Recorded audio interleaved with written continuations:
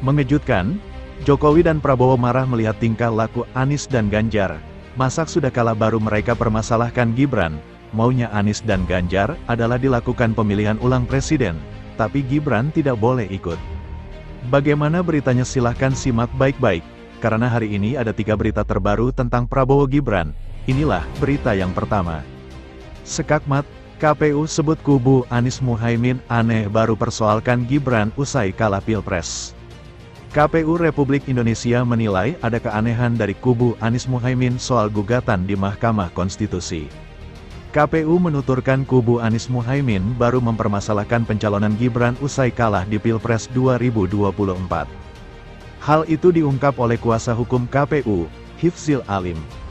Hifzil menekankan jika kubu Anies Muhaimin yang menang, dirinya ragu pencalonan Gibran bakal digugat di Mahkamah Konstitusi. KPU menilai, dalil Anies Muhaimin yang menganggap pencalonan Gibran tidak memenuhi syarat formil tidak dapat diterima.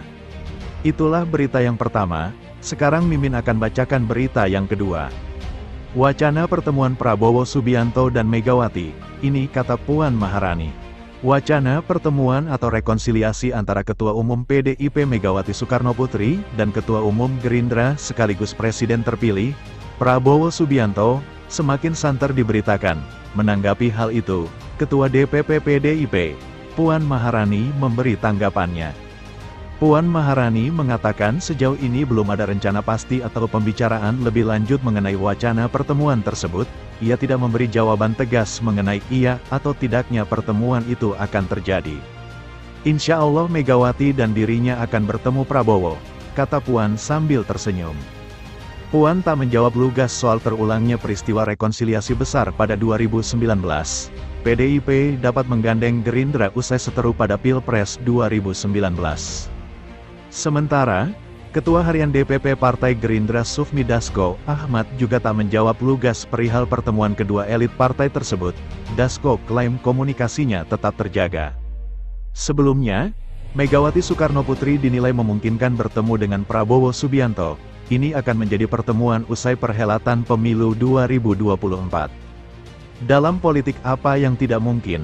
Yang tidak mungkin bisa mungkin dalam politik, sepanjang itu untuk kebaikan, dan untuk kemaslahatan masyarakat dan rakyat kenapa tidak?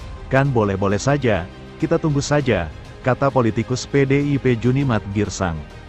Itulah berita yang kedua, sekarang Mimin akan bacakan berita yang ketiga. Yusril sebut Prabowo Gibran wajib dilantik sebagai presiden dan wakil presiden. Kuasa hukum paslon 02 Prabowo Gibran, Yusril Ihza Mahendra menegaskan bahwa Presiden dan Wakil Presiden terpilih Prabowo Subianto dan Gibran Rakabuming Raka wajib dilantik oleh MPR sebagai Kepala dan Wakil Kepala Negara. Pasalnya, berdasarkan keputusan KPU, Paslon 02 menang secara sah dengan perolehan suara yang signifikan di hampir semua provinsi dan di luar negeri. Pihak terkait telah memenuhi persyaratan yang diamanatkan oleh konstitusi sehingga secara konstitusional wajib dilantik oleh MPR RI menjadi Presiden dan Wakil Presiden Indonesia tahun-tahun 2024 sampai tahun 2029, ujarnya dalam sidang di Mahkamah Konstitusi. Menurut Yusril, perolehan suara yang begitu tinggi hingga 96 juta lebih menunjukkan tingginya kepercayaan publik. Rakyat sangat menginginkan Prabowo Gibran untuk menjadi presiden dan wapres sehingga semua upaya untuk menegasikannya merupakan pengingkaran terhadap demokrasi. Tingginya perolehan jumlah suara sah yang diperoleh pihak terkait sudah barang tentu menunjukkan ada kepercayaan dan keinginan yang begitu tinggi dari mayoritas rakyat Indonesia dari seluruh wilayah NKRI termasuk luar negeri guna memberi amanat kepada pihak terkait untuk menjadi presiden dan wakil presiden periode tahun 2024 sampai tahun 2029, imbuhnya. Yusril menambahkan bahwa pemohon tidak konsisten dalam menggugat hasil Pilpres, apalagi meminta MK untuk mendiskualifikasikan pihak terkait dengan alasan kecurangan pemilu. Berita selanjutnya, Gerindra heran keterlibatan Jokowi di Pilpres diungkit dalam sidang MK. Partai Gerindra heran keterlibatan Presiden Jokowi pada pemilihan Presiden 2024 diungkit pada persidangan perselisihan hasil pemilihan umum, PHPU, di Mahkamah Konstitusi.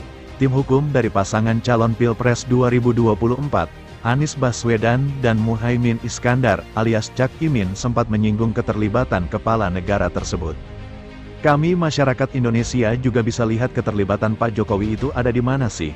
Sehingga ya, kalau kemudian 02 Prabowo Subianto dan Gibran Rakabuming menang, ya tentunya karena dukungan rakyat yang demikian besar, kata Ketua Harian DPP Partai Gerindra Sufmi Dasko Ahmad di Kompleks Parlemen, Senayan, Jakarta, Rabu, tanggal 27 Maret tahun 2024. Dasko mengatakan pihaknya siap mematahkan argumentasi tersebut. Pihak tim pembela Prabowo dan Gibran akan menanggapi argumen kubu Amin itu. Kami sudah lihat juga gugatannya, kami juga kemudian sebagai pihak terkait, juga akan mematahkan argumen tersebut, karena sebagai kontestan dalam Pilpres tentunya kubu 02 juga mempunyai argumen, ucap Dasko. Tim hukum Amin Bambang Wijoyanto alias BW menyatakan bahwa praktik nepotisme telah terjadi secara nyata di Indonesia. Hal itu dari ambisius Jokowi yang dinilai ingin melanggengkan kekuasaannya dengan membuka celah untuk bisa membuat anaknya, Gibran, bisa ikut kontestasi Pilpres. Nepotisme paslon nomor 2 dengan lembaga kepresidenan bukan sesuatu yang kebetulan dan terjadi begitu saja. Nepotisme ini terjadi sebagai dampak dari ambisi Presiden Jokowi melenggangkan kekuasaannya, kata BW dalam sidang pendahuluan PHPU Pilpres 2024 di Gedung MK, Jakarta Pusat. Berita selanjutnya hari ini yang baru update, Gerindra bantah pernah tawarkan posisi menteri ke Ganjar dan Anies. Partai Gerindra membantah pernah memberikan tawaran untuk calon presiden nomor urut 3 Ganjar Pranowo maupun capres nomor urut 1 Anies Baswedan, terkait jatah menteri. Untuk itu confirm kami tidak pernah, atau belum pernah menawarkan kepada Pak Ganjar ataupun Pak Anies soal kursi di kabinet, bahwa kemudian isu-isu kemudian disampaikan itu disampaikan tidak benar, ungkap Ketua Harian DPP Partai Gerindra Sufmi Dasko Ahmad. Dasko menjelaskan Prabowo Subianto dan Gibran Rakabuming Raka, saat ini masih terus menggodok nama-nama calon yang bakal mengisi kabinet dan masih mempelajari postur APBN 2025. Kemudian juga masih menunggu hasil dari Mahkamah Konstitusi, sehingga tahapan Pilpres ini selesai dengan baik. Nah, jadi kalau kemudian ada nama-nama yang beredar tentunya bukan dari hasil pihak Pak Prabowo dan Mas Gibran, karena pembahasan untuk itu saja pun belum pernah diadakan, tegasnya. Gerindra, kata Dasko, sudah melakukan komunikasi dengan koalisi lain, namun belum sampai pada pembicaraan pengisian kursi menteri di kabinet. Kami sampai dengan saat ini sudah melakukan komunikasi dengan pihak-pihak, tetapi belum sampai kemudian bicara soal kabinet, nanti kita lihat aja setelah MK. Karena kami baru bicara awal ya, tandas Dasko. Berita selanjutnya hari ini, soal politik dinasti, kata Prabowo, semua partai berpolitik dinasti, termasuk PDIP. Ketua Umum Partai Gerindra Prabowo Subianto menilai politik dinasti hal wajar. Ia menyebut semua partai sejatinya berpolitik dinasti, termasuk di PDI Perjuangan. Dinasti politik itu adalah sesuatu yang wajar. Kalau kita jujur, Anda lihat di semua partai termasuk PDIP ada dinasti politik dan itu tidak negatif, kata Prabowo. Prabowo juga mengaku berpolitik dinasti.